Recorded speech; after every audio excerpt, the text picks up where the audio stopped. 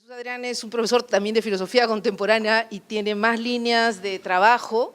El martes pasado dio una exposición sobre filosofía política y esta vez va a exponer sobre género y poder, reflexiones en torno a Foucault y a Judith Butler. Hemos querido darle una dinámica a las conferencias de Jesús Adrián, acompañándolas con un comentarista, un profesor de la especialidad, y tengo el gusto de presentar a Pepi, a quien todos conocen, pero verla reintegrada a la actividad docente en un tema que para ella es bastante antiguo y que, sin embargo, hoy en la universidad tiene una presencia más grande y, bueno, en el ámbito nacional también. Y creo que me parece importante que la academia contribuya a discutir estos temas en un nivel conceptual, aclarando también muchos prejuicios y muchos malentendidos, y también el carácter problemático que el tema género, el enfoque de género pueda tener para todos, ¿no? Problemático en el sentido filosófico de la palabra. Así que sin más, dejo entonces a Jesús Adrián con una primera exposición y el comentario de Pepi y luego, por supuesto, la apertura a las preguntas que puedan tener en el público. Muy bien. Pues gracias de nuevo por tenerme aquí en una segunda conferencia y gracias por tener a Pepi Patrón. Entonces, que alguien como yo hable de género con Pepi Patrón al lado es aquello, uy, uy, uy, voy a ser examinado a fondo. Pero bueno, está bien que tengamos dos perspectivas, no solo masculina y femenina, que eso es demasiado obvio, ya estamos por encima de las dicotomías hoy en día, sino que también dos perspectivas diferentes de abordar el tema del feminismo. Quiero entender que, bueno, tú estás más cerca de Martha Nussbaum que los planteamientos de Butler. Yo simpatizo con Nussbaum lo poquito que lo de ella. Y lo de Butler también le encuentro una especie de callejón sin salida. Ya hablaremos de eso. Pues bueno, entonces la charla, conferencia de hoy era hablar de este binomio de género y poder. También puede ser género, poder y discurso, o género, poder y dispositivo. Hay diferentes formas de hablarlo. Para contraponer, no, más que contraponer, explorar un poco cuál es la noción de género que elabora Butler, ya conocida de los años 90 por textos como Bodies That Matter, Excitable Speech, Los mecanismos psíquicos del poder y otros textos que pusieron a Judith Butler en la primera línea del debate feminista y filosófico. Entonces, eso tengo que decir a favor de Butler, que dentro de las feministas es de las que tal vez tengo una mejor formación filosófica, junto con Martha Nussbaum, que poca broma lo que Martha Nussbaum atesora. Y quería conectarlo con uno de los autores que han inspirado gran parte del feminismo, del discurso feminista.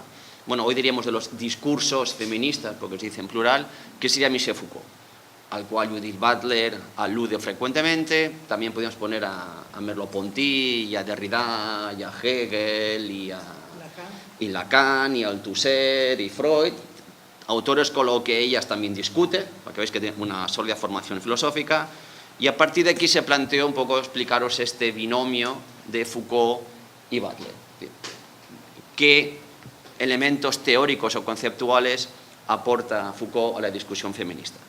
Pero antes de eso, creo que a veces los estudiantes hablan de género, hablan de la discusión del feminismo, y no estaría de más, a efectos didácticos, tener claro cuál es un poquito la muy breve historia del feminismo y a partir de aquí centrarme en las aportaciones de Foucault y un poco las aportaciones de Butler, y luego ya lo dejamos abierto a la discusión. Bueno, estos son los tres bloques que quería comentar de manera, sobre todo didáctica. Somos un público de estudiantes muy variado, rápida y esquemáticamente, un poco las etapas de la historia del feminismo y algunos de los logros que se consiguen en cada una de estas etapas, y luego centrarme en dos aspectos, en la noción de poder de Foucault y sobre todo los conceptos de biopoder y la sexualidad entendida como un dispositivo y una estrategia del poder, con cierta fuerza normalizadora que las instituciones utilizan para establecer un discurso hegemónico sobre cómo deberían practicarse el sexo o cómo debería realizarse la sexualidad. Cómo se hace la reproducción, la producción, cómo se estructura la familia, etcétera, etcétera. Y después 4 nociones sobre el concepto famoso de Butler sobre la performatividad del género, que pretende dar un salto más allá de Foucault. Foucault hablaría básicamente de los procesos de normalización. Entonces, el discurso de la sexualidad establece individuos normalizados desde un discurso científico socialmente reconocido, y Butler le dirá a Foucault, bueno, ¿y cómo podemos salir de esa normalización? cómo puede el sujeto, sea hombre o mujer, crear su propia identidad de género y de sexo. Y cómo podemos ir más allá de los discursos que nos normalizan y crear nuestra propia agency, autodeterminarnos como sujetos, ¿no?, que diría Foucault, de acción y de pasión y de deseo, que es un poco lo que apunta al concepto de la performatividad de Butler. Y luego veremos lo que dice Martha Nussbaum, algunos de los aporías a las que pueda entrar Butler. Rápidamente, porque esto es una misión hercúlea y casi imposible. Historia del feminismo, muy rápidamente. Estas cosas me dediqué yo a mi juventud de los años 90, cuando hacía antropología del género, y iba yo encaminado en esa línea. Me dediqué a hacer un trabajo, bueno, pues cosas sobre las representaciones del mundo femenino en la tragedia, en la comedia y la filosofía y la historia griega, y a partir de ahí empezó mi interés por el tema de la mujer, que en aquella época era el tema de la alteridad, el tema del otro o el tema de la identidad, en esta escuela francesa muy marcada. Entonces, bueno, cuando a los estudiantes les quieres un poco introducir en cuestiones de género, feminismo, discurso feminista, filosofía del género, como queráis llamarlo, no está más que recordar que el feminismo como discurso encabezado de manera colectiva por las mujeres a favor de la reivindicación de ciertos derechos políticos, laborales, económicos, etcétera, etcétera, es un fenómeno reciente en la historia, sobre todo de Europa. Entonces, cuando hablamos de feminismo, podríamos hacer un salto atrás y lo que hacíamos los hombres en los siglos XX, pues si las mujeres están olvidadas en la historia del pensamiento masculino, pero siempre ha habido mujeres, ¿no? Pues, mujeres aisladas. Salía Juana de Arco, te salía Hipatia, te salía Leonor de Aquitania, ¿no? Te salía la Cristina de Pizán, ¿no? Te salían como personajes aislados, que es cierto que cada uno de estos personajes tiene su propia entidad, como pensadora, como escritora, como política, pero ellas como tales no son las abanderadas de un discurso filosófico de reivindicación colectiva de las mujeres. Son mujeres que establecen luchas aisladas contra su época, y una autora que me encanta, y en otro momento una clase entera o un seminario entero dedicado a Cristina de Pizán. Cristina de Pizán, 1405, La ciudad de las damas. Libro altamente recomendable para cualquier persona que quiera adentrarse en qué es una ciudad de las damas, que escribe Cristina Pizán, parecida a un análogo a la ciudad de Dios de San Agustín, ¿no? Esa es la idea que está de fondo Cristina Pizán. Y Cristina Pizán tiene un enemigo muy claro en la cabeza, y no voy a entrar en ella porque se me pasa toda la hora, pero es interesantísimo. Para ella, el enemigo a combatir en pleno siglo XV, la famosa querella de la Rosa que existe en los discursos intelectuales, los debates intelectuales de la París en la que le tocó vivir, a la sazón esposa del secretario del rey, dejemos de lado, si tenía acceso a las discusiones intelectuales, a la biblioteca de París, y era una mujer altamente culta, hija de un profesor de astrología de Bolonia, es decir, que mujer muy instruida, ¿no?, que tiene claro cuál es el principal problema que ella tiene como mujer. Es la lucha contra la misoginia.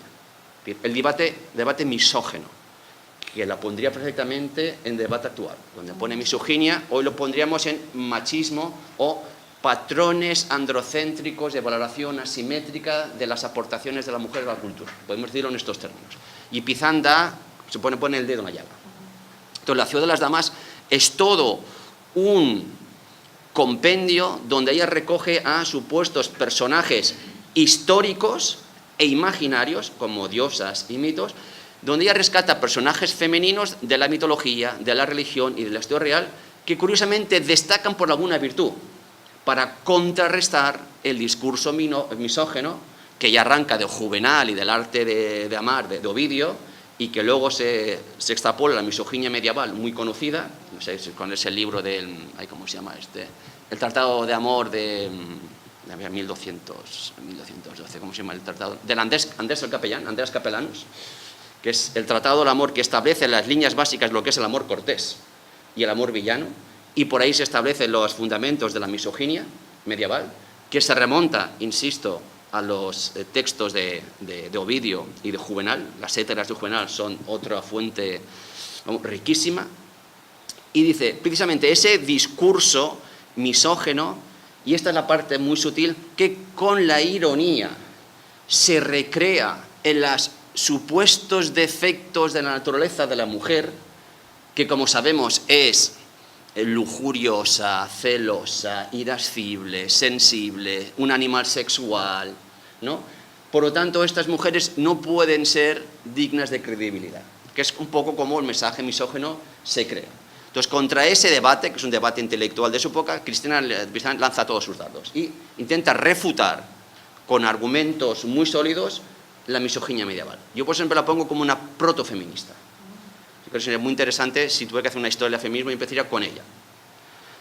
Pero bueno, lo que me interesa, feminismo como movimiento de reivindicación colectivo de la conciencia de las mujeres que se sienten suprimidas, subordinadas, desplazadas, ignoradas por su momento histórico. Primero es el famoso feminismo ilustrado, que tenéis diferentes autoras, desde Olympe de Gouges o la Mary Wollstonecraft, es la vindicación, ¿no?, de los derechos de la mujer, o Olympe de Gouges, que triste destino, que por reivindicar los derechos políticos de la mujer pasó por la guillotina, algo bastante habitual en la Revolución Francesa de la época. Son mujeres que empiezan a reivindicar en público, organizadas como mujeres en torno a los salones de lectura y literatura de la Francia a finales del 18, los derechos políticos. Las mujeres, aprovechando la Declaración Universal de los Derechos, la Declaración Universal del derecho a votar, establecido por la Revolución Francesa, dice, si todos los ciudadanos pueden votar por ser racionales, ese es el argumento, nosotras mujeres, que también somos seres racionales, porque no tendremos que tener los mismos derechos a votar que los hombres. Entonces, apelando al mismo criterio de la racionalidad como elemento distintivo del ser humano con respecto a los animales, utiliza el mismo argumento para reivindicar los mismos derechos políticos que los hombres, básicamente el de votar, entre otros. Derecho al matrimonio, derecho al divorcio, derecho a la custodia compartida. Ya en esa época iban en esa línea la reivindicación de los derechos. Esta primera generación de feministas no da paso a una segunda, porque esto siempre va paralelo con la historia. Estamos a finales de la Revolución Francesa, un momento de cambio político profundo, donde las mujeres, encabezadas por Olympe de Gouges y Mary Wollstonecraft, y otras cuantas, podemos no sé, Madame de Staël y otras mujeres de la época, básicamente quieren equiparar los derechos políticos de los hombres a de las mujeres.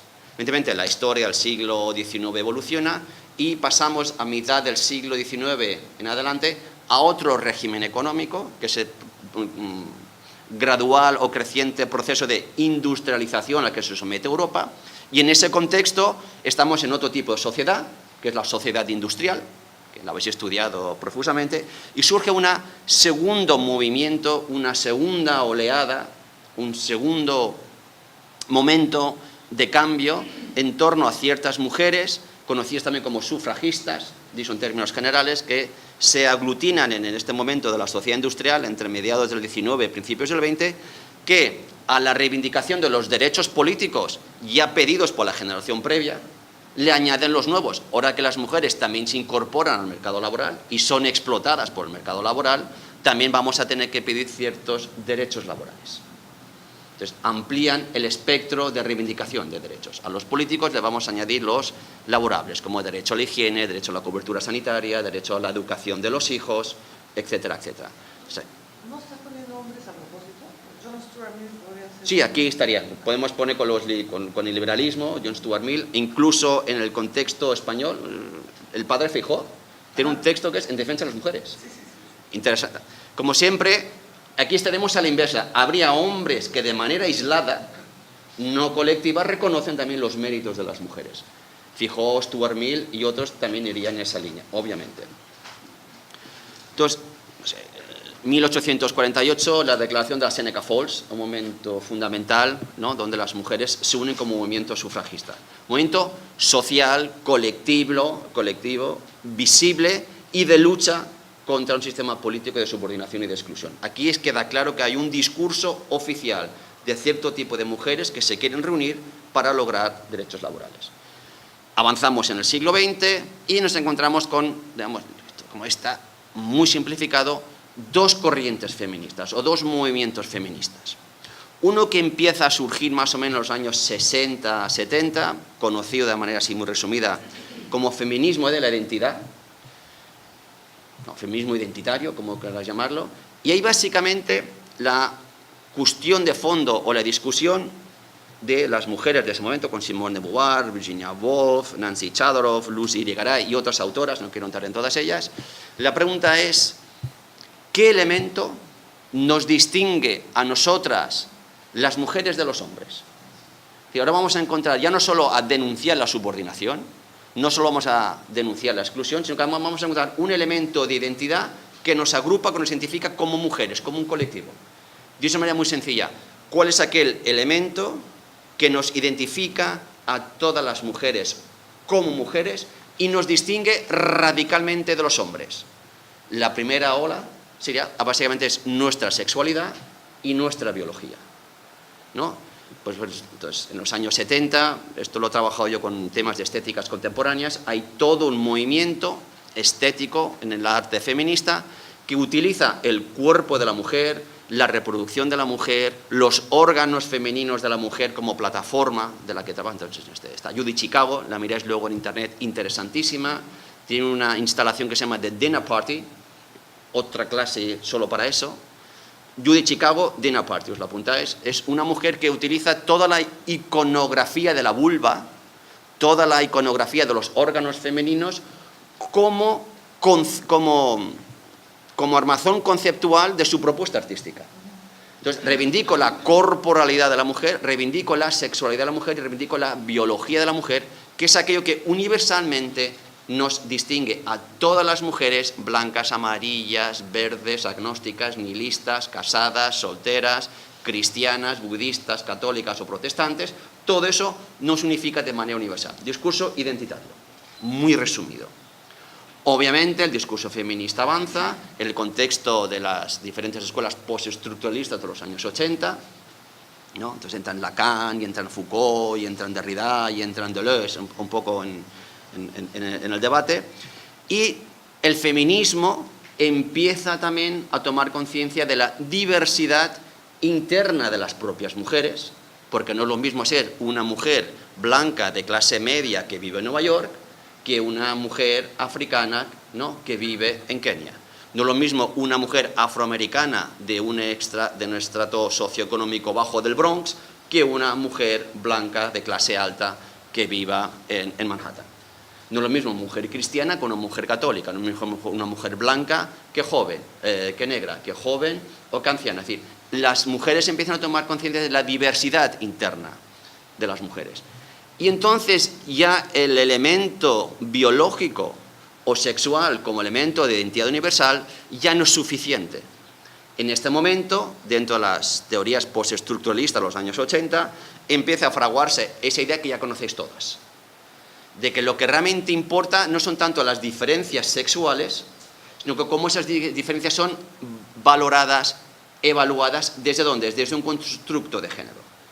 Ellas dirán que el género es el reflejo de una construcción sociocultural y que lo que hay que desmontar, desmantelar, deconstruir, como diría Derrida, son precisamente los discursos de género que legitiman las diferencias biológicas. Ese es el meollo de la cuestión. Y más o menos en esa órbita es donde ya se empieza a mover autores como Judy Butler, la Dana Haraway o Sheila Ben-Havi. Años 80, años 90. Y lo que ya me queda un poco atascado, que llevo ya 10 años que no sigo de cerca la discusión como la seguía en sus momentos, hoy en día me diréis, ¿de dónde estamos hoy? Pues estamos en un feminismo que se dice en plural, en una diversidad de feminismos, en una miríade de feminismos que yo los aglutino bajo lo que sería el fenómeno trans. Digo trans porque en filosofía explicaríamos, tenemos la época moderna, que corresponde a la época del humanismo, la época postmoderna, que corresponde al posthumanismo o postandrocentrismo, y hoy en día estamos más allá de la dicotomía hombre-mujer, moderno, postmoderno, estamos en otra época que es de trans, de moverse entre diferentes categorías, de fluidificación de las categorías.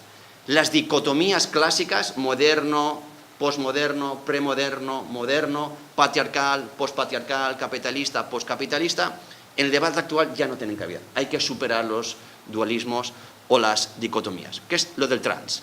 Transgénero, trans, sexual, trans, humano, como los movimientos de LGTB y otros, queer, drag, etcétera, etcétera. Es decir, ese sería un poco el lema de donde se mueven los feminismos hoy en día. Nada de esencialismos, reivindicación de la particularidad de cada identidad de género que se reafirma a sí misma.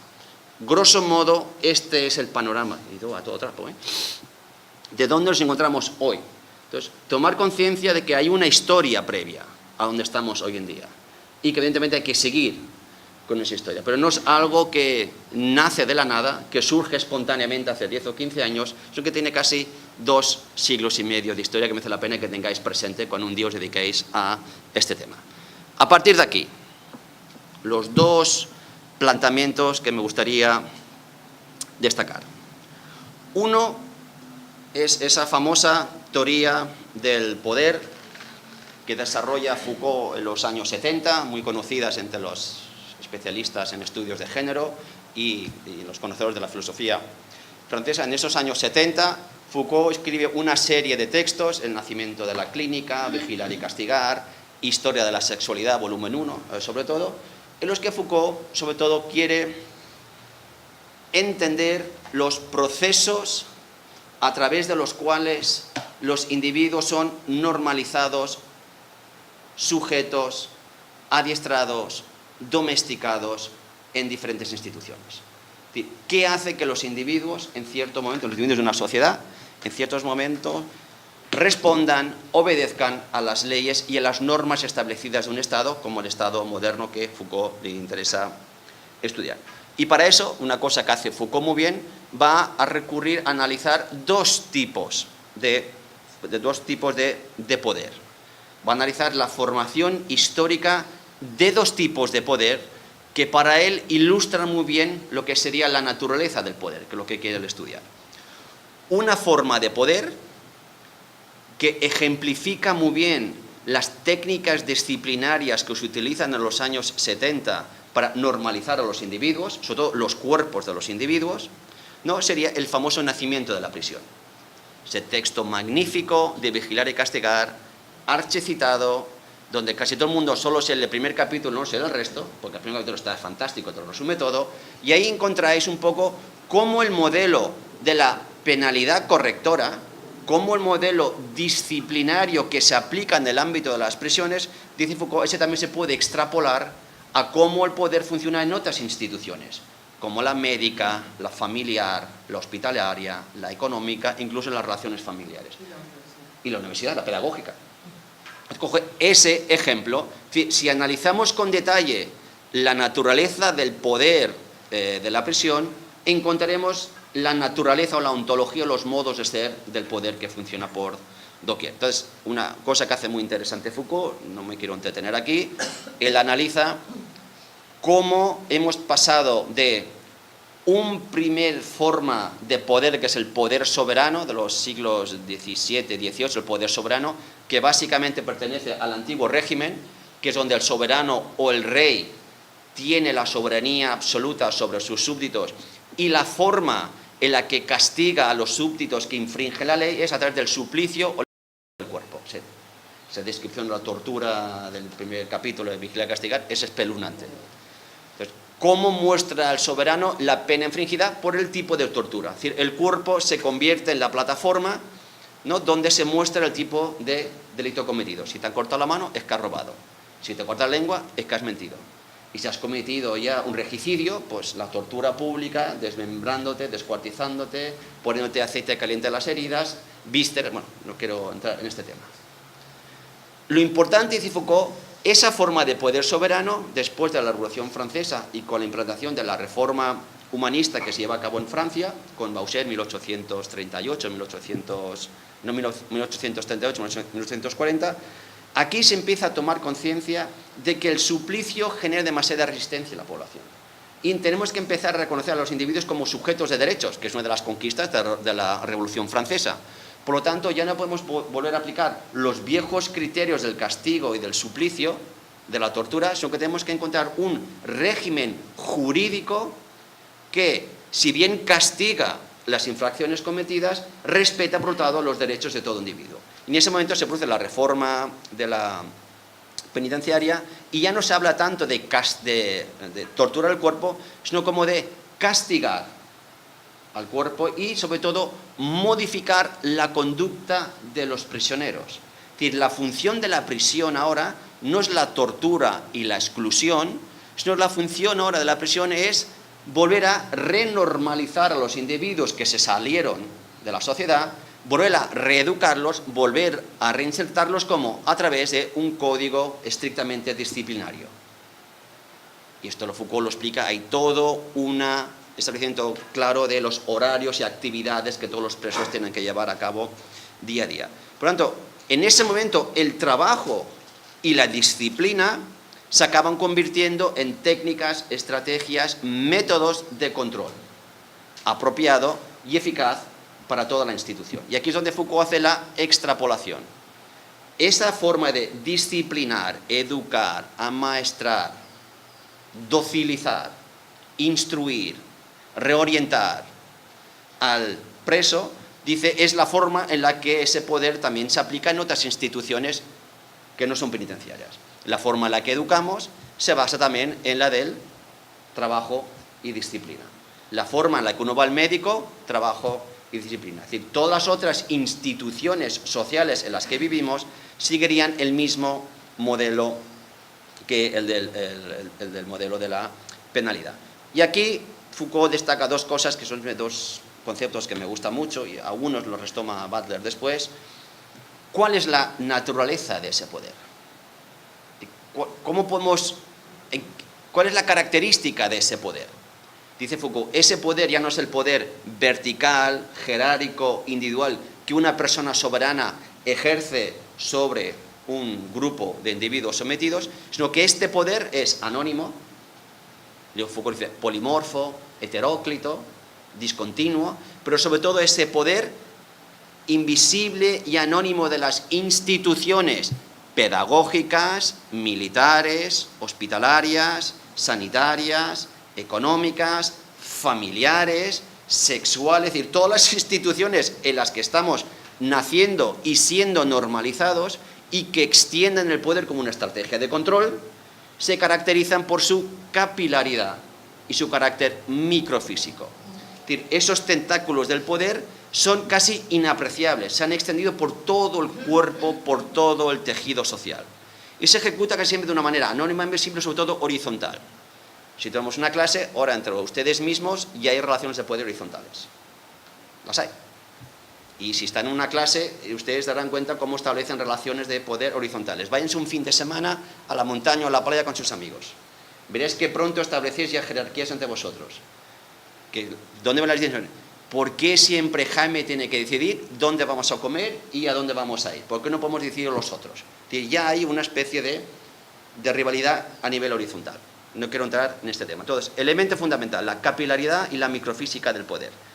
Y la característica negativa del poder que detecta Foucault es que el poder se caracteriza por ser una fuerza de normalización o un poder de sometimiento. Ya sé que sometimiento duele un poco más a vuestros oídos, ¿no? La subjección francesa, que es tanto sujeción como proceso de subjetivación, esto lo hace Butler muy bien, pero piensen simplemente en términos descriptivos. ¿Qué es lo que hacen las instituciones educativas desde que empezamos con nuestro parvulario kindergarten, primaria, secundaria, escuela técnica y universidad? Es un constante proceso de normalización, en el fondo. Así que aprendes ciertos contenidos normalizados y socialmente aceptables, la que te conviertes en un individuo bien formado, bien adestrado, bien normalizado, que resulta productivo a la sociedad industrial. Ese sería uno de los efectos del poder, este poder de normalización. Y Foucault añade un segundo aspecto.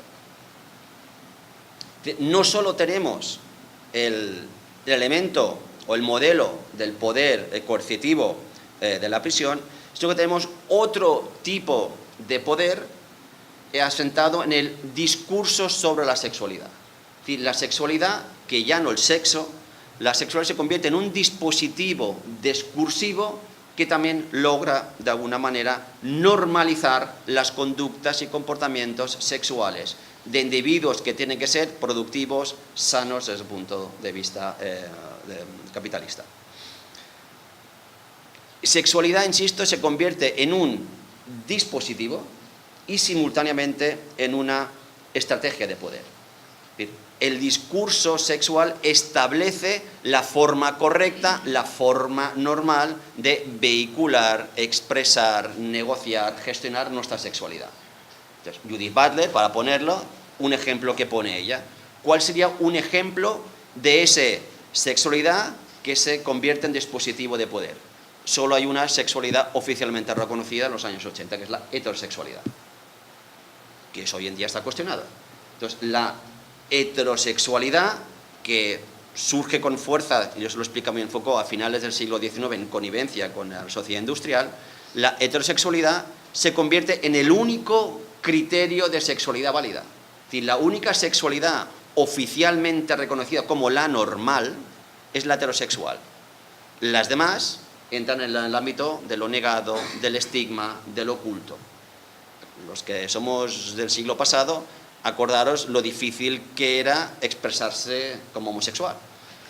Maricón, marica, estigma, nunca sales del armario. Es decir, ¿por qué? Porque hay un discurso oficial, como el de la heterosexualidad, que de alguna manera reprime, excluye las sexualidades periféricas, alternativas o marginales. Entonces, sexualidad entendido como dispositivo o como estrategia de poder. ¿Y cuál es la tesis de fondo que defiende aquí Foucault, que es muy, muy sugestiva? Este discurso de la sexualidad juega muy bien con la intersección o con la combinación tanto de las técnicas de la confesión, que vienen de la pastoral cristiana, curiosamente, porque uno se confiesa ¿ante quién? Ante el párroco, se confiesa ante el médico, se confiesa ante el terapeuta, se confiesa ante el pedagogo, se confiesa ante su mujer, se confiesa ante la institución, unido con el discurso científico sobre el sexo. Esos dos elementos hacen que este sexualidad como discurso o como dispositivo de poder sea tan fuerte, penetrante y mantenga esa fuerza de normalización. A partir de aquí, que es la tesis interesante de Foucault, el Estado es el que de alguna manera acaba controlando a los individuos a través de dos tipos de poder, que analiza muy bien Foucault en el volumen 1 de la historia de la sexualidad. Por un lado está todo el discurso del biopoder, que son todo aquel tipo de poder dirigido a la disciplina, normalización del cuerpo, y por otro lado todo el discurso de la biopolítica dirigido a la regulación de la población. Es decir, al Estado, como os expliqué la semana pasada cuando hablamos de biopolítica, el Estado capitalista de finales del siglo XIX le interesa tener a cuerpos sanos, productivos y maestrados. Le interesa tener una población sana, productiva y dócil, es decir, normalizado, que respeta las instituciones. Y con eso diría Foucault, como os dije la semana pasada, diría Foucault una frase que me encanta: se cumple el sueño de la Ilustración, donde todos los cuerpos de los individuos quedan sometidas a la lógica de la razón ilustrada. Diría Foucault, se cumplió la Ilustración con este biopoder y la biopolítica. Foucault, hasta aquí. Entonces, los que estáis en discursos feministas, los que estáis en debates feministas, los que seguís un poco la discusión de género, este Foucault interesa mucho, ¿no? Las mujeres, ¿por qué están subordinadas? Porque hay todo un entramado de poder masculino basado en valores androcéntricos que establecen individuos normales donde las mujeres quedan excluidas. ¿Qué tenemos que hacer? Subvertir, criticar ese poder discursivo basado en valores androcéntricos, que ejercen un poder invisible, anónimo, sobre el comportamiento de las mujeres. Hasta aquí es la parte, digamos, crítica de Foucault. Y lo que añade Butler, dice, esto de Foucault, hay un problema con Foucault. Foucault establece muy bien cuáles son los procesos de normalización, pero no fue capaz de elaborar, aunque yo creo que lo hace en los textos de los años 80, 84, con la hermenéutica del sujeto, que Butler no menciona, luego la discusión lo podemos hacer, pero Foucault se olvida de aportar elementos que permitan a los individuos, en este caso mujeres, o individuos que no están dentro de los procesos de normalización, darles herramientas o técnicas que les permitan no solo criticar y subvertir el orden establecido, sino además darles herramientas para crear su propia identidad. desarrolla su propia agency como individuos. Y aquí es donde Butler introduciría la noción de performatividad del cuerpo muy resumida. Bodies that matter, excitable speech, psychic mechanism of power y otros textos parecidos a los años 90 y 2005-2010. Ella establece, y lo resumo de una manera muy somera,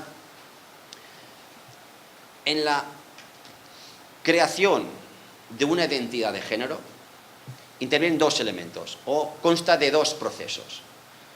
Hay un primer proceso de normalización, por el que todos los individuos, de alguna manera, son sometidos a los discursos uniformadores oficiales del momento, que de alguna manera designa, prescribe, modula, orienta sus prácticas sexuales y su identidad de género. El típico clase que pone Judith Butler de la homosexualidad, y si tenéis amistades o amigas que vienen de un colegio de monjas y que tuvieron sus crisis de identidad sexual a los 17, 18 años, diría la Butler, estas mujeres, antes de entrar en crisis con respecto a su identidad sexual, ellas ya han sido educadas en la heterosexualidad como norma. Han sido educadas y normalizadas como sujetos potencialmente heterosexuales, porque ese es el discurso oficial del momento. Entonces hay un primer momento en el que antes que los individuos decidan qué tipo de sexo quieren tener, qué tipo de género quieren ser, qué tipo de personas quieren ser, antes de ya han sido sometidos al primer proceso de normalización. Althusser diría de sujeción. Y imagino que Freud diría de represión. Y eso es muy interesante en Butler. Entonces, bueno, el punto de partida es una represión inicial, contra la cual nos rebelamos en un segundo momento. Entonces, bueno, según Judith Butler, siguiendo textos de Foucault, y aquí también coge textos de Austin y la teoría de los actos de habla, dice, el cuerpo de alguna manera queda codificado por las diferentes prácticas lingüísticas del momento. Y bueno, los procesos de normalización quedan codificados lingüísticamente a través de un discurso oficial como el de la heterosexualidad. Esto es un momento Foucaultiano, con matices y variantes, grosso modo. Contra eso, dice Butler, hay un segundo momento, que es lo que ella llama los procesos de resignificación. Y aquí es donde cobra mucha importancia lo que ella llama la materialidad del cuerpo. O el cuerpo como, esto es importante, el cuerpo como principio activo de transformación. Eso nos llevaría a otra clase independiente, a hablar de la historia del cuerpo. La filosofía, como sabéis, queda sistemáticamente olvidada. Es otra historia. Fundamentos filosóficos del cuerpo, como sabéis, desde Platón, cuerpo siempre es la cárcel del alma, ¿no? La res cogitans y la res extensa siempre opuesta, dualismo mente-cuerpo, espíritu-alma, donde el cuerpo siempre es esta cárcel. Hasta el siglo XX con Husserl, y Nietzsche y Husserl, que empiezan a reivindicar el cuerpo, no interviene. Luego lo que hace Merleau-Ponty con la fonología y la percepción, que es el que da el primer salto a la importancia del cuerpo. El cuerpo ya no está sometido a las leyes que la razón le impone, sino que el cuerpo tiene su propia dinámica, el cuerpo tiene su propia lógica, el cuerpo mismo es un principio activo de transformación. El cuerpo, y esta es lo interesante de Butler y otras autoras, por mucho que lo intentemos reglamentar, el cuerpo por mucho que lo intentemos codificar, al cuerpo por mucho que lo intentemos adiestrar, formar, incluso castigar, en cierto momento el cuerpo se va a rebelar contra aquello que va contra su naturaleza. Entonces, Judith Butler utiliza la imagen del quiasmo, de cuerpo y lenguaje, ¿no? El quiasmo son estos dos, ¿no?, círculos que van dando vueltas y pueden coincidir casi siempre. Dícese, el discurso oficial sobre el cuerpo coincide con la práctica sexual del momento, coinciden. Pero sucede que en el quiasmo, que en cierto momento se produce un espacio de no coincidencia. Puede darse un momento en lo que dice el discurso no encaje con cómo la persona siente su cuerpo. Y en ese momento en que se produce esa ruptura, el momento en que lo que me dice el discurso oficial, que me dice que tengo que ser heterosexual, y mi propia sexualidad que estoy viviendo como no heterosexual, como otra cosa, heterosexual, homosexual, transexual, bisexual, asexual, podemos tener muchas variantes. Cuando yo noto que mi propio cuerpo no encaja con el discurso oficial, que surge pues, entre los 14, 15, 17, 18 años, 20, eso va, 12, surge en cierto momento que mi sexualidad no se adapta al discurso oficial. Cuando no se produce ese momento de no coincidencia, de no solapamiento es donde, dice Butler, se produce el momento de la ruptura. Cuando una persona toma conciencia de esa ruptura, de ese espacio de no coincidencia, es donde, dice Butler, se pueden empezar a implementar una revisión de los ideales regulativos. Es en ese momento en el que el individuo se apropia de su agency y puede empezar a incorporar prácticas correctivas. Puede empezar a desarrollar su propia sexualidad, al margen de o independientemente del discurso oficial. Y eso permite que el individuo ponga en marcha todo un complejo proceso de resignificación de los valores socialmente imperantes. Es el momento en el que el individuo conquista su agency o su autonomía como individuo, en este caso su agency o autonomía como individuo que tiene género y sexo elegido por él mismo. Si queréis decirlo de otra manera, se pueden implementar diferentes estrategias subversivas contra el discurso oficial que permiten que los individuos puedan implementar prácticas correctivas. Esa es la parte, creo que muy sugestiva de Judith Butler. Por tanto, aquí el cuerpo, como he dicho antes, se convierte en un principio activo de transformación. Dicho de otra manera, el cuerpo no es pura pasividad, como dice la tradición filosófica, sino que el cuerpo también tiene una actividad, una inercia que se manifiesta a veces en contra de los discursos oficiales. Entonces, eso es lo que Butler llama performatividad del cuerpo. Y la performatividad, lo digo así de memoria, es la acción de repetir un comportamiento sin un principio y sin un fin claro. Que esto hay que tenerlo claro. Es decir, el cuerpo no puede establecer el fin hacia el cual se dirige. Solo es una estrategia de protesta, una forma de transformación, pero no tiene ni un principio ni un final. Entonces, el propio cuerpo en su acción ya está llevando a cabo una transformación del individuo. Entonces, lo dejo aquí, porque con Butler aquí podemos luego discutir qué es lo que no te gusta, algunos elementos donde yo veo que está limitado, pero digamos, este discurso de la resignificación me parece muy potente. O el elemento de reivindicar la performatividad del cuerpo me parece también muy potente. Y creo que es la parte positiva con la que me gustaría que os quedarais como una primera introducción a un tema complejísimo como es la cuestión de género. Siento haber ido a velocidad de crucero, esto me pasa siempre cuando quiero resumir tantas cosas, pero espero que más o menos tengáis un caleidoscopio, una mirada general de dónde está hoy en día el debate. Y de verdad, pues te cedo la palabra. Muchas gracias. ¿Puedes pasarle el micrófono? Sí, claro. Jesús, muchísimas gracias. Buenas tardes. Gracias, Cecilia, por la invitación. En efecto, estoy de vuelta a la academia, pero nunca me fui, he seguido enseñando. Y un placer escucharte, ¿verdad? Es muy raro escuchar a un hombre hablar de estas cosas, hay que comenzar por decirlo, porque normalmente los temas de género son patrimonio de las mujeres, ¿no? Entonces, entonces sí, ha sido muy claro, creo, muy rápido, pero muy interesante. Y yo le había comentado a Jesús al paso, luego leer uno de sus textos que gentilmente Cecilia me envió, y Jesús también. Es que yo trabajo mucho Foucault y Butler hace algún tiempo, pero tenía problemas con Butler desde varios frentes, y voy a comentarte algunos de ellos, que no es solo Martha Nussbaum, sino, digamos, en mi propia formación, y reconozco que estoy formada en la tradición de la teoría crítica, de corte habermasiano, y hay un grupo feminista muy fuerte que se reclama de la teoría crítica, ¿no es cierto? Lo que a mí, digamos, el primer elemento general que me perturba de autores como Foucault y Butler es que te deja sin piso para la crítica. Es decir, te deja sin un suelo normativo desde el cual poder decir esto está bien, esto está mal. Y eso es serio. Es decir, no estoy proponiendo maniqueísmo ni cosas parecidas, pero tanto la teoría crítica en su versión habermasiana cuanto la propuesta de Martha Nussbaum, que no tiene nada que ver directamente con esa tradición, sin embargo, ambas posiciones reclaman suelos normativos desde los cuales poder no solo cuestionar, criticar o deconstruir, sino proponer alternativas. O sea, a mí lo que más me perturba del pensamiento butleriano y Foucaultiano también, con todo lo genial que puede ser Foucault en su desmantelamiento, ¿no es cierto?, de la ilustración, de la modernidad y del poder, es que no tiene propuesta. Y eso pasa con Butler al final. Bueno, cuando tú dices que Butler, estoy yendo un poco en desorden, después me ordeno, ¿sí?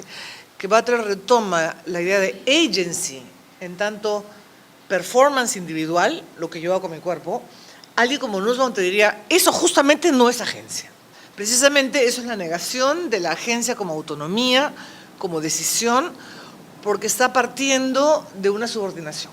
Entonces, por ejemplo, una de las discusiones de Nussbaum con Butler tiene un artículo feroz, Marta, que se llama La profesora de la parodia, durísimo el artículo de Butler, es cómo pensadores que parten de la subordinación de la mujer en términos de poder, de corporalidad, de todo, va a poder ejercer agencia. Si al final lo único que me propone Butler es una performance individual, trans, queer, bi, homo, lo que sea. Entonces, ahí hay un primer problema que a mí me parece importante. ¿Dónde me paro para criticar? Estamos en época de cuestionar todo tipo de esencialismo, ¿no es cierto? Sin embargo, hablando de la tradición de la teoría crítica solamente, si no tengo algún piso universal, normativo, moral, desde donde critico y cómo propongo alternativas, ¿no? Ese es un primer problema serio que me deja a mí abierta la perspectiva tanto de distintas maneras, ¿no? De Foucault como de Butler, porque al final una performance individual puede resolver mis problemas de identidad sexual, pero no le propone nada a un colectivo, digamos, ni propone alternativas. Eso es lo que a mí lo que me molestó siempre de la posmodernidad, del discurso posmoderno, es genial, deconstruimos, denunciamos la dominación, el poder, lo subalterno. ¿Y dónde me quedo? O sea, ¿dónde me paro yo? ¿Cuál es mi nube epistemológica, ética y política para hacer esas críticas? Tengo que estar parada en algún lugar. Y eso de la versión de la teoría crítica de Habermas a hoy, feministas radicales como Sally Haslanger desde la filosofía analítica o Rachel Yagi, que estuvo acá hace unos años, reclaman un feminismo desde la teoría crítica que no puede eximirse de algún tipo de crítica, justamente. Será inmanente, será universalista, pero crítica es finalmente el nudo que, como yo lo veo, por ejemplo, no te permite una propuesta como la de Foucault. Sí te permite de construcción, sí, pero no crítica en el sentido de, entonces, ¿para dónde voy? Y el para dónde voy, en el caso de Butler, a mí me perturba un poco, y hace poco lo discutimos en una sustentación de tesis aquí, de licenciatura. La heterosexualidad se ha impuesto, ha sido el discurso normalizador, hemos sido domesticados, unos y otras, en la heterosexualidad. Sin embargo, de ir del feminismo, de decir el género es socialmente construido, no basta, Simone de Beauvoir, ¿no es cierto? No basta la sexualidad, sino que hay un constructo social que me dice quién y cómo debo ser, ¿correcto? Esa es la idea clásica de género, un constructo social que me dice qué significa ser mujer, tener una vagina, cómo debo comportarme, etc. Muy bien. Paso siguiente, y ya no es solamente que el género es un constructo social de mi propia sexualidad, sino que la tal sexualidad no existe. Que la tal sexualidad misma no es natural, sino es un constructo social. Entonces, ese es el paso siguiente que a mí me cuesta mucho dar filosóficamente. Es decir, ¿cómo niego? A ver, al revés, ¿cómo afirmo que sí, que el género es un constructo social y a mí el mandato me dice que la mujer debe ser, y acá estamos en la católica, ¿no es cierto?, que la mujer debe ser así, asá, calladita, sumisa, obediente, dulce, Estoy de acuerdo y les enseñamos a las niñas desde el colegio a decir que no hay nada natural en mi sexualidad. Me dejo entender, o sea, hay un salto ahí que yo no, me cuesta dar porque yo soy mujer y soy mamá y yo he amamantado criaturas, cosas que ustedes no pueden hacer, so far, porque de pronto alguien les implantará, ¿no? Pero hay experiencias biológicas primarias que yo creo, personalmente estoy hablando además muy, muy honestamente, que no se pueden negar, ¿no? Porque yo puedo amamantar, los varones no. Entonces, ¿cuál es el límite entre reconocer el género como un constructo social y negar algún tipo de diferencia natural, orgánica, hormonal, biológica que existe? Entonces es para mí un problema que queda abierto y que puede llevar además a, y lo dice Butler con toda honestidad, he retomado la sana práctica de escribir con la mano para no olvidarme de escribir, porque el género en disputa, dice al final del prólogo 90, me parece, dice, este libro está escrito para quienes viven o tratan de vivir en la marginalidad sexual. O sea, está claro que no es un libro simplemente para iluminar teóricamente a todos, sino para ayudar a quienes viven en la marginalidad. Entonces, otro tema, disculpe que lo suelte así, pero lo he escuchado en vivo igual que ustedes. Lo trans. ¿No es cierto? Que en la Católica había un debate súper interesante el año pasado porque los estudiantes, no sé cómo se dice, estudiantes trans, no me gusta el les ni el X, me irrita, pero en fin, las estudiantes trans pidieron que la Universidad Católica les diera una tarjeta de identidad distinta, con su opción nueva. Y eso el Estado peruano lo permite, pero solo si lo hace el Registro Nacional de Identidad. Entonces una institución no puede por su cuenta decidir cambiar, pero la Católica decidió que sí. Decidió que sí, se les iba a dar a las personas trans una identidad según la pedida. Y se armó un tole-tole, llamadas de Roma, ¿no? ¿Qué le pasa? Se han vuelto locos, acaban ustedes de reconciliar con la iglesia y andan haciendo barbaridades como dar tarjetas de identidad con otro nombre. En fin, trans. Discutíamos el año pasado en la Universidad Libre de Berlín si es que la agenda trans y gay, TS, LGTBQI, etcétera, no le ha ganado la mesa a la agenda feminista. Y creo que es una pregunta interesante a discutir porque la agenda feminista ha quedado como subordinada, valga la redundancia, a una agenda LGTBIQ y no sé cuántas más. Entonces, es interesante cómo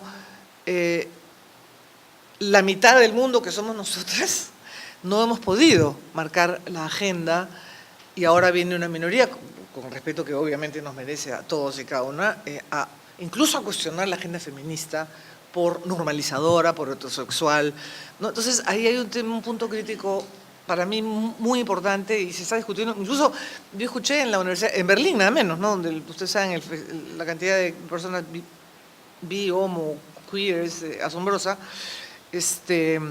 Incluso se propuso en la discusión que dejemos de hablar de género, porque al final nos estaba revirtiendo en contra el movimiento feminista reivindicativo hablar de género.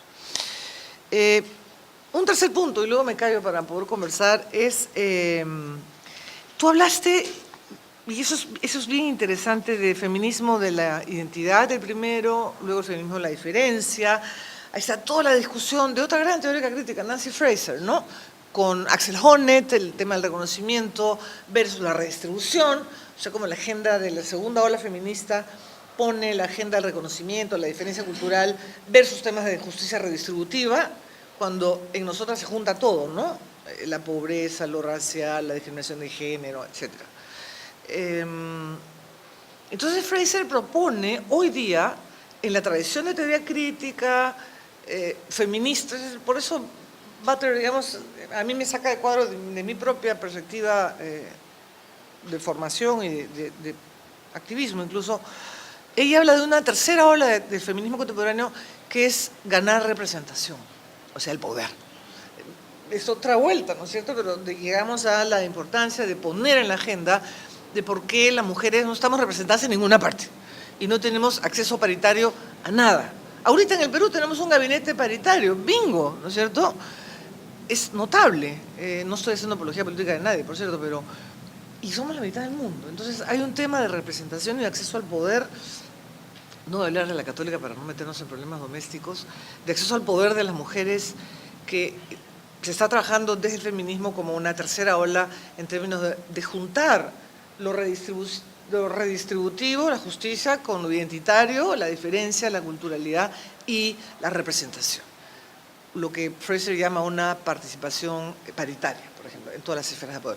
Entonces, están gestando también alternativas distintas que no llevan a lo que yo creo son, tú me dirás lo contrario, te escucharé con mucho placer, estos como aporías a las que lleva el pensamiento de un Foucault o de una Butler, sobre todo respecto a la posibilidad de la crítica, de la universalidad, de la normatividad, y finalmente de la lucha, porque de lucha colectiva, ¿no? Porque si al final comparamos el Me Too con aquí el movimiento Ni Una Menos, o Ni Una Más, con la performance individual, entonces, ¿quién tiene más poder transformador? ¿No es cierto?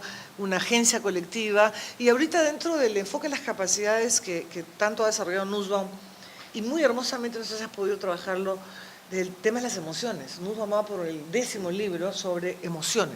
O sea, la corporeidad pasa a ser lo que tú estabas reclamando que no hay en la filosofía.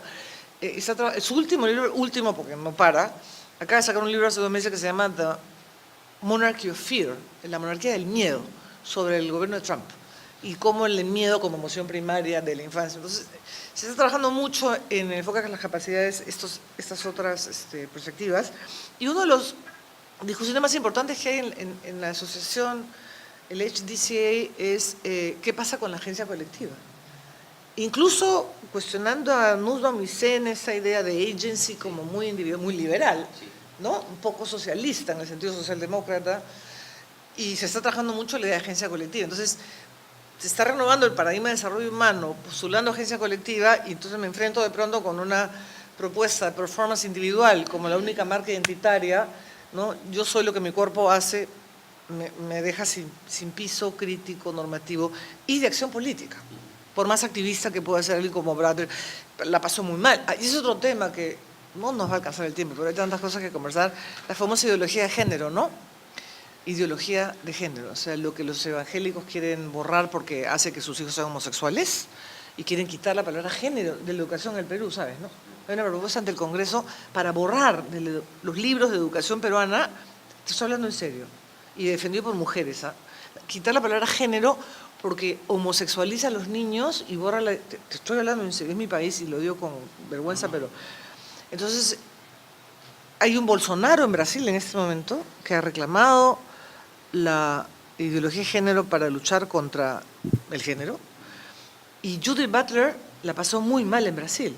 La agredieron en el aeropuerto los evangelistas para cerrar el círculo teórico práctico porque le dijeron en Brasil, no me acuerdo si en Sao Paulo o Río, en el aeropuerto le hicieron una manifestación que ella venía a homosexualizar a sus hijos.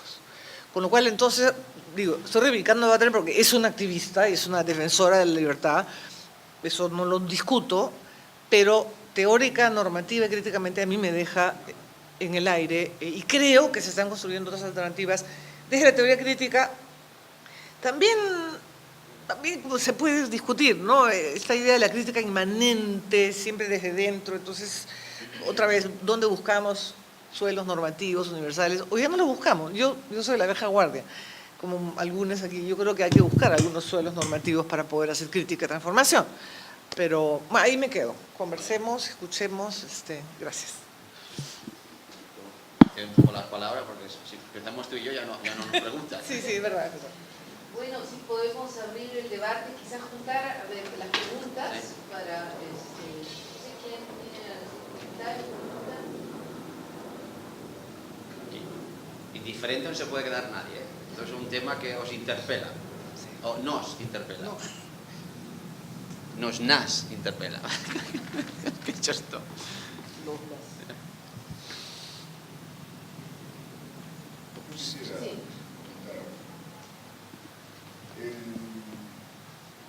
En parte de la realidad peruana hay una evidente colisión entre perspectivas distintas. Incluso como menciona la profesora Patrón, hay agenda política contra siquiera el planteamiento de la palabra género. No más allá de género, tipo de ropa con la que uno se puede vestir. Entonces la construcción de eso estaba bajo ataque. Hace poco tiempo teníamos unos debates donde ya la gente se ponía a discutir la esencia de la palabra, y salió pues el tema de la ideología de género como un atributo adicional, violencia. O sea, quien lo sostuviera podría ser agredido en algunos ambientes. Entonces en algún momento discutimos eso y salió pues la idea de declarar pues inexistente la ideología de género como un concepto, porque el género es una realidad y la ideología trata de ideas. El género no es una idea. Entonces se planteó ese tema y obviamente hay un momento en el proceso de normalización, de alguna manera se queda en el subconsciente. Es decir, hay un momento en que la gente decía, no quiero saber más. Y como no quiero saber más, no quiero esta discusión. O el otro momento es, no queremos ese tema porque es un tema irrelevante, como que se fuga colateralmente. Entonces, en estos momentos el Perú tiene mucha dinámica política donde esos elementos se ponen en juego. Hay gente que quiere reestructurar la Constitución porque incluso en ella misma se están garantizando esquemas que desde un punto de vista de una reflexión profunda de género son prohibidos. Son prohibidos del debate y sobre todo son prohibidos del momento de preconstituyente que hay en el país. ¿Quién le puede hacer? Porque el tema es, si nos deja sin piso, ya no tenemos una base normativa que quisiéramos tener, por lo menos para escribir algo que nos convoque en totalidad, todos y todas. Sí, yo esta parte política y el debate constitucional lo desconozco. Lo que sí se empieza a apreciar en Europa y en España, que Europa para lo bueno y para lo malo, porque estamos siempre a la cola en estas propuestas, no, la cuestión de género, lo de feminazi, la ideología de género empieza a ser ya un arma política arrojadiza que ciertos partidos conservadores de España utilizan para la izquierda, socialdemocracia o como lo queramos llamar. Ya es una herramienta arrojadiza desde el punto de vista político, a mí, bueno, pelos de punta. En España estamos un poco ya que es arma política, yo no digo discusión jurídica. Y volviendo a lo de la Butler, bueno, yo te había insinuado que, bueno, detecto algunos, digamos, problemas. Noche, pues estas cosas que lecturas que haces en diagonal rapidísimo de los mecanismos psíquicos del poder, ¿no? Decíamos antes, la idea de Butler, que es Foucaultiana, freudiana, de que partimos de una sumisión inicial, me parece que está muy bien, o de una represión inicial, o de una normalización primaria, llamámoslo como lo queramos, ¿no? O de, como digo, de un sistema capitalista que ya nos explota de partida, hay una, digamos, represión inicial. Leyéndolo así, digo, bueno, en ciertos momentos el cuerpo, sin saberlo, puede rebelarse contra la norma. Entonces yo lo estaba leyendo y claro, entonces la pregunta es, si mi cuerpo se rebela, ¿no?, o quiere subvertir la norma, dice ella, claro, pero el cuerpo lo hace de una manera inconsciente. Entonces, digo, ahí es donde te pillo, amiga. Digo, porque si la rebelión de mi cuerpo, o la subversión de mi cuerpo es inconsciente, ¿cómo sé yo que la subversión no vuelve a repetir la norma? Porque si es inconsciente, no la puedo poner delante de mí, ¿no? Entonces, por muy interesante que sea ese primer paso de una supuesta rebelión contra poder, insatisfacción inconsciente, que mi cuerpo se rebela contra la norma, que puede ser un primer impulso, para decirlo en términos freudianos, yo estoy contigo, ese primer impulso luego tiene que tematizarse, normativizarse y conceptualizarse. Y ese salto es donde a la Butler nunca le gusta darlo, porque ella odia lo normativo, porque yo creo que es, tal vez cuestión también, concepto que yo creo, porque le he leído y la leo de buena fe, creo que a veces confunde un mínimo marco normativo con supuestos marcos de normalización.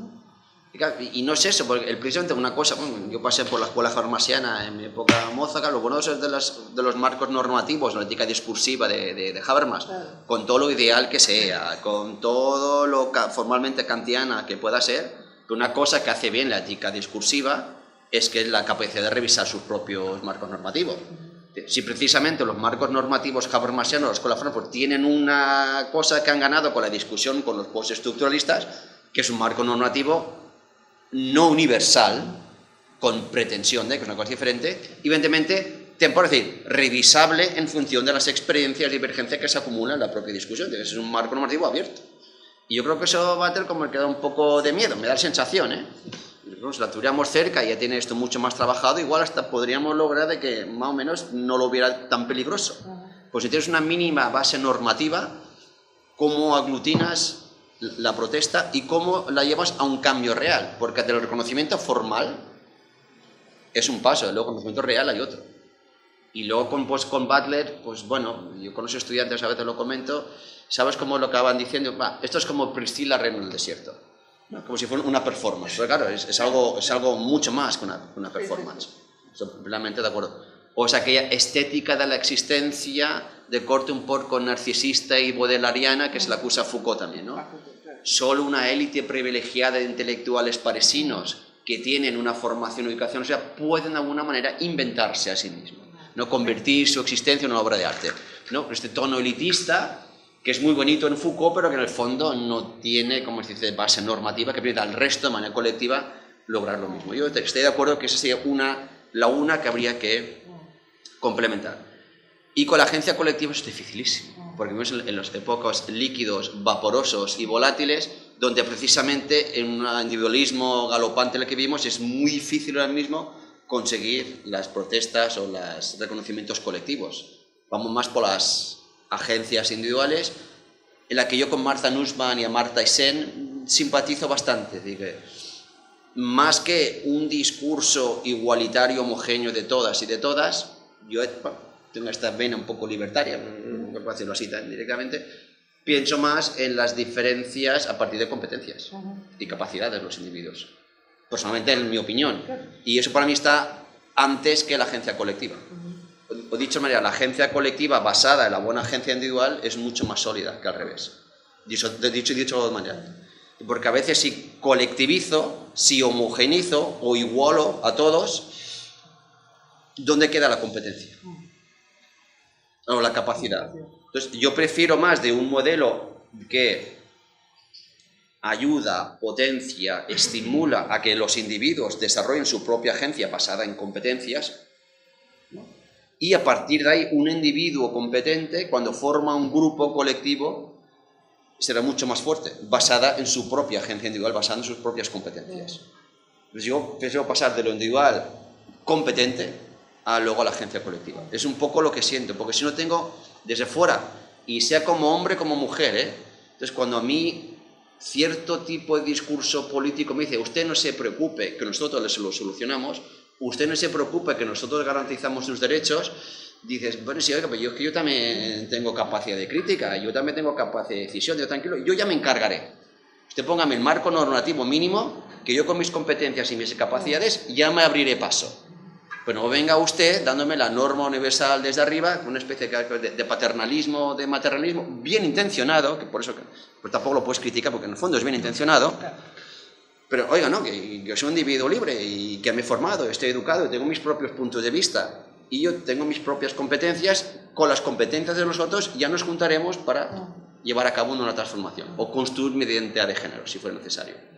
Pero eso es lo que respondería Sen, por ejemplo, ¿no? Y probablemente el Nussbaum también, porque son más liberales. Simpatizo con esa línea. Sin embargo, en la realidad, digamos, por ejemplo, eso te puede llevar a la discusión, y luego lo respondo sobre las cuestiones interesantes, las cuotas.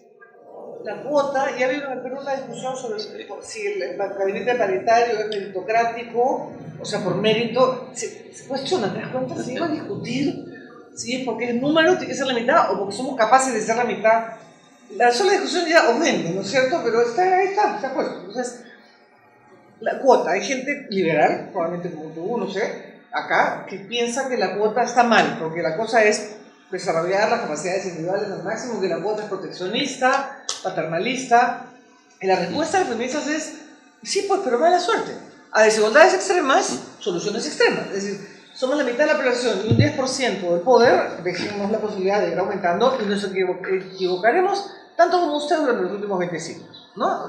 Los varones. Entonces, esa discusión de la prioridad de lo individual es muy importante, yo creo que tienes razón, pero hay la otra respuesta de, digamos, el movimiento social que empuja la posibilidad de que estas individualidades realmente desarrollen. Y lo que decías de Nussbaum, de Butler, súper interesante, esta diferencia, esta especie de fobia que tiene contra la normalización y por lo tanto contra toda normatividad, como si fuese posible vivir sin normas, ¿no? Es la misma fobia que yo siento en algunos pensadores de lo hegemónico y lo subalterno, la fobia que tienen al poder. Ah, no, si vienes del poder está mal. No, cuando, bueno, si uno puede hacer cosas buenas del poder también, ¿no? Entonces, Yo creo que ahí tienes un punto bien valioso en distinguir normatividad de normalización. Yo creo que Butler ahí es, probablemente pertenecer a una minoría te ponga muy sensible también para esa cosa, ¿no? Respecto a lo de ideología de género, yo creo que, y tuvimos una conversación interesante en la Feria del Libro el año pasado, cuando fue el bicentenario en marzo, ¿no es cierto? ¿Cómo puede, a ver, si nos ponemos en las faldas de la teoría crítica, pantalones, la teoría crítica nace como crítica a la ideología, ¿correcto? La ideología se entiende o como pensamiento general o como, en particular, forma de ocultar la dominación. La versión es más larga y la versión más escapatoria. Entonces, el género surge como concepto y como enfoque para cuestionar la ideología patriarcal, ¿sí? Para cuestionar la subordinación y la dominación de la mujer. O sea, el discurso de género es por definición un discurso crítico. ¿De qué? De la dominación, la opresión de la mujer, de los modelos androcéntricos, etc. Entonces, ¿cómo puede el género que nace como discurso contra la ideología ser una ideología? Es una contradicción de los términos. Pero eso hay que escribirlo bonito, para que entienda el Congreso peruano. O sea, no es solo que estamos hablando de la realidad de género, realidad entre comillas, porque Butler cuestiona la misma realidad de género y de sexo. Pero digamos, en su argumentación muchas veces ideologías son ideas y género es una realidad. Pero yo creo que más allá de eso, epistemológicamente hablando, yo creo por eso que es una contradicción de los términos. Porque el género justamente nace como enfoque para cuestionar la ideología patriarcal y dominante. Y eso no es ideología, tampoco es ciencia, es crítica. Entonces volvemos otra vez a cuál es el suelo del cual se critica, y en este caso el enfoque de género nace para luchar contra la opresión, dominación y subordinación de las mujeres. Por lo tanto, si eso es ideología, entonces ya pues es el mundo al revés. Y es el mundo al revés, como cuando nos dicen feminazis, ¿cierto? Un movimiento que pretende ser liberador termina en el discurso de personajes en España y en el Perú siendo nazis, ¿no? Les recomiendo la entrevista de Francesca de Ney en la República que habla sobre el tema. Por favor, ¿no? Cecilia, tú. Sí, dos preguntas a ver si la apuntamos, creo que... Como que los dos somos unos loros, ya me da cuenta. Pasa que tiene que usar chorrillos, tiene un compromiso quizás. Hasta la 1:30, 2 menos cuarto. Eran tres comentarios, pero uno que llamó la atención muy interesante era el comentario que hizo Petty respecto de su, digamos, problema dentro de Butler, dentro del respeto que tiene, por el tema de que, digamos, hay una dimensión colectiva, porque he entendido que es lo que falta de Butler, que lleva a política, o sea, es más una cosa individual, ¿cierto? Y el tema acerca de la normatividad, la universalidad, en medio de un mundo en que se está criticando los esencialismos, ¿no? Y solamente, bueno, entonces respecto de eso, yo creo que no hay que olvidar que toda normatividad, toda universalidad es un constructo, ¿no es cierto?, de que haya sus fundamentos en el mundo de la vida. Y el mundo de la vida es un mundo de mancomunización de la experiencia, como dice Husserl, de interrelación, de cambio de validez permanente. Es decir, toda norma haya su fundamento en sentido de última instancia en el mundo de la vida, y ese mundo de la vida es un cambio permanente. Es decir, cambios de validez mancomunados, etc. Eso es lo primero. Entonces, y además, Butler, resignificación de valores sociales integrantes, y volviendo a lo que ha dicho Jesús, el tema de que toda mancomunización de la experiencia, ¿no es cierto?, arranca con pequeños grupos, ¿ya? Digamos, y luego llega a políticas y a cosas que se establecen, que quizá en el futuro también nuevamente se vuelvan a ver. Segunda pregunta, en realidad, o comentario, tiene que ver con las fotos que ha planteado usted, y ya que hizo referencia a Berlín. Eso me pareció sumamente interesante. Sí, anatómicamente estamos divididos en dos, digamos, entre comillas, géneros, anatómicamente, no biológicamente. Entonces, las fotos de poder. O sea, si vamos a hacer un reconocimiento real de diferencias de género, mira, hay que tomar en cuenta lo fisiológico, no simplemente anatómico, Y eso hay que pensarlo también en términos de cuotas de poder.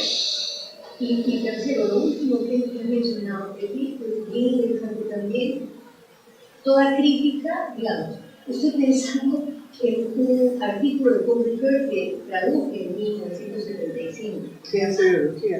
Se llama Ciencia y Ideología, y que después Ricoeur retomó varios años después y lo llamó Ideología y Utopía.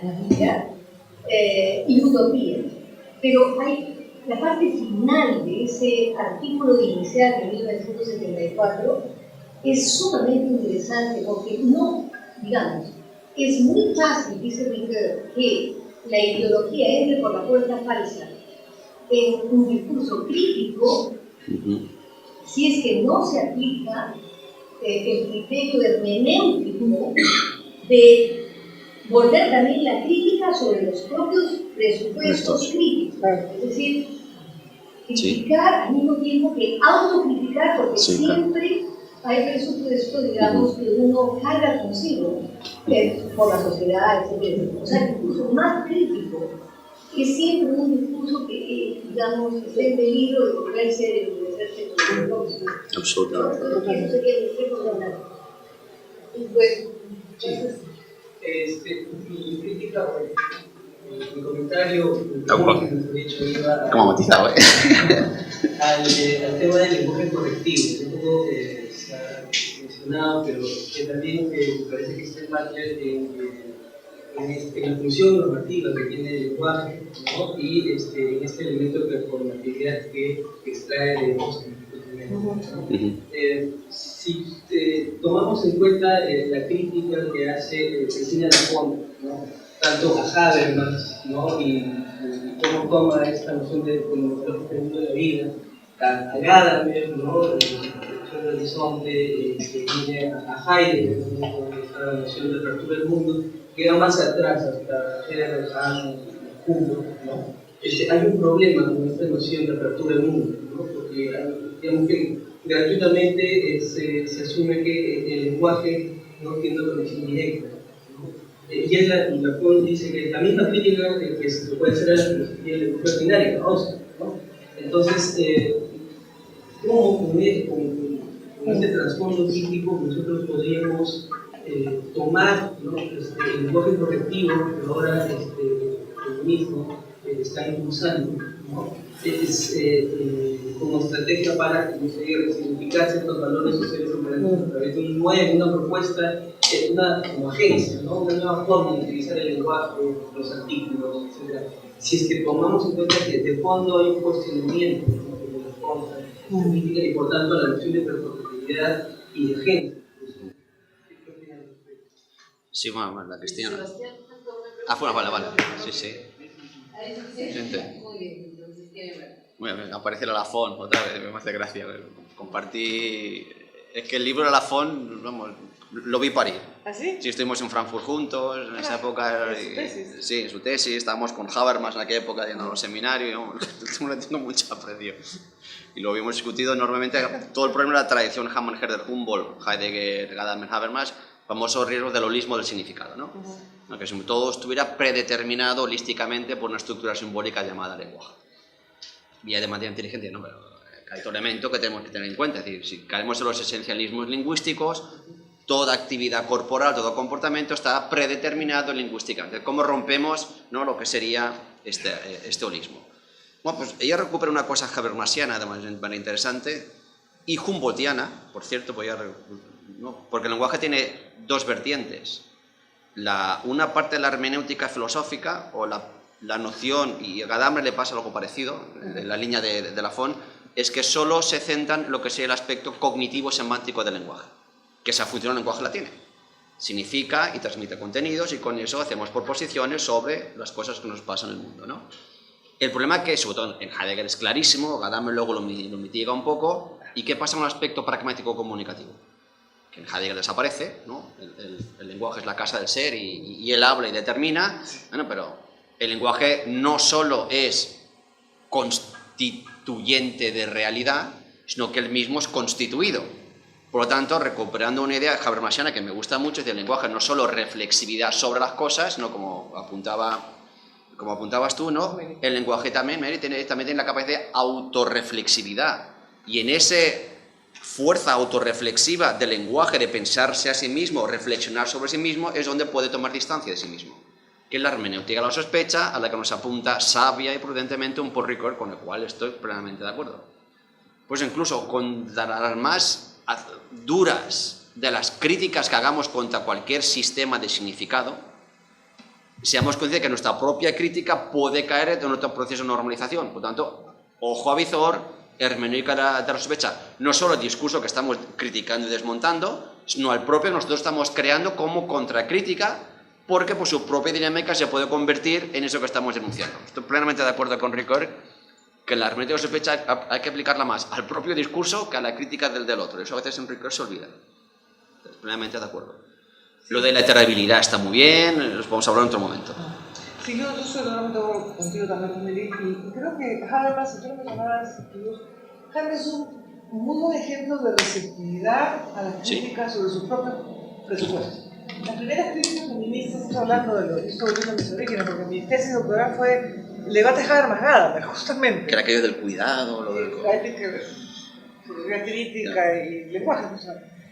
Pero cuando comienzan las críticas feministas a Habermas se dicen, oye, eso de tu espacio público, donde todos somos iguales, simétricos y reflexivos, ¿y nosotros qué? ¿Estamos en igualdad de condiciones de verdad? ¿Mi voz escucha tanto como la tuya?